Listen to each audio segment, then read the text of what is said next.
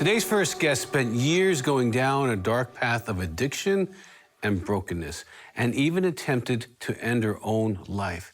Today, she's here to share her powerful testimony and how she found freedom in Christ. Danielle Oestreich, welcome to Healing Time. Thank you.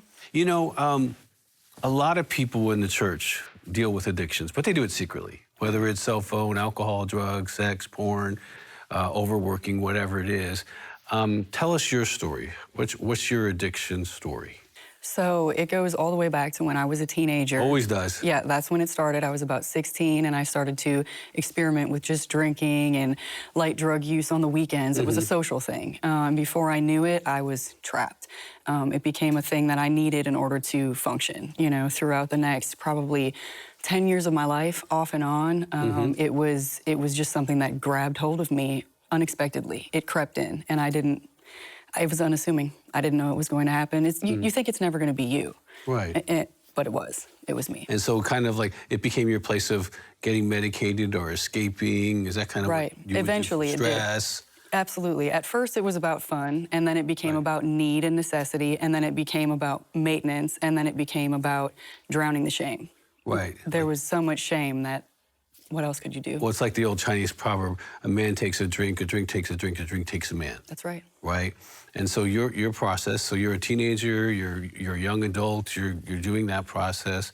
What kind of feelings were you trying to run from? Now that you've been sober, what were you trying to run from? I think shame was the biggest thing. Which is I am bad. Absolutely. It started out with... why you were bad? I found out that I wasn't. Good. Okay. The Lord showed me that I wasn't. Okay. I chased I'm bad for a long time. Yeah. Yes, sir. Anger. I think it started with anger. I think I was angry and frustrated when I was young. I think it started with my parents' divorce. There was probably even a rage that kind of came with that whole experience that just built over time. And then after making poor decision after poor decision, it started with, I'm bad, I'm horrible, no one will ever love me. If they know the truth, they'll never love me. Right, if you really know me, you won't love me. That's right. I wrote that in a book on addiction a long time ago. That's exactly right. And we all feel that way. I've been sober for a long time. I'm with you on this. Now, you're a young woman.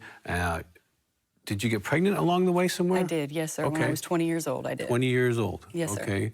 And how did that affect your drug usage? Were you a good girl, or did you stop for a while? How did that work? I stayed sober when I was pregnant. I actually, throughout my years of addiction, I had 3 children. And so I stayed sober for each of those pregnancies, kind of thinking that maybe I could get myself back on track, you know? Like I had these 9 months of sobriety, and I would move, you know, somewhere near my parents or near my mother who was saved and took me to church. And I kind of knew God was the answer. I just didn't know how to get there. I had no idea how to build a relationship or do those things. And so I would inevitably relapse. And the enemy has a way of just putting everything in your path. And it seemed, in the addiction, it seemed convenient. Oh, wonderful, you know, these pills that I like or whatever, they're all accessible. Right. But looking back now, that's how the enemy just continues to trap you and draw you back in when you're finally starting to step Now, free. during that period, you know, we talk about in recovery, we talk about, you know, people, places, and things, right? Replacing those. Now, it sounds like you stopped the drinking, but were you replacing the people, places, and things, or were those things still kind of around you? Those things were definitely still around. I was still working in the same place, still maintained the same friends, and the same not great decision making, you know? And the shame was always there. When I look back, it was littered with shame. And so when I would make a decision about a relationship, it was never for the right reasons. It was always just for convenience, or the first person who, you know, would say that it was okay that I had a child, or, you know, I didn't vet people in a way that was healthy for me. And so that inevitably always led back to self-medicating because the shame got worse. Right, because you've abandoned yourself. Right.